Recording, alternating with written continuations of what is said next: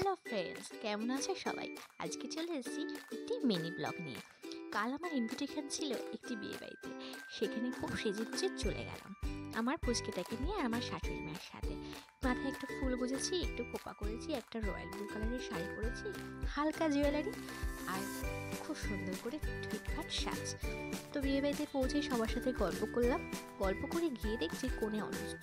কনের জায়গায় তাই নিজেরাই ভিডিও করলাম। তারপর কনের সাথে দেখা করতে কনের ঘরে গেলাম।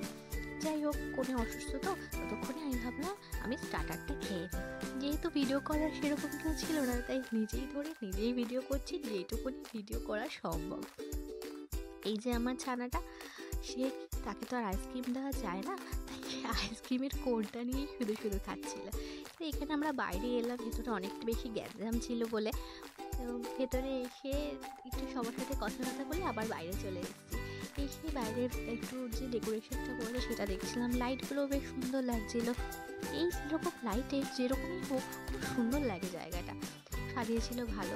এই যে আমরা সবাই ছবি তুলছি, কনের অসুস্থ বলে তাই কনের সাথে ভিডিও না করে কনের ছবি নিচ্ছি। এই হচ্ছে কোন, সুন্দর একটা লেহেঙ্গা পরে বসে আছে।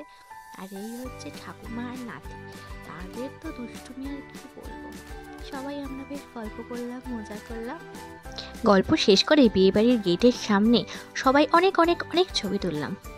তারপরে ডিনারটা কমপ্লিট করে রওনা দিলাম বিয়েবাড়ি থেকে। অনেক রাত হয়ে গেছে, তাড়াতাড়ি তো বাড়ি ফিরতে হবে। এই ছিল আজকে আমার মিনি ব্লগ। আশা করি তোমাদের সবার ভিডিওটা ভালো লেগেছে।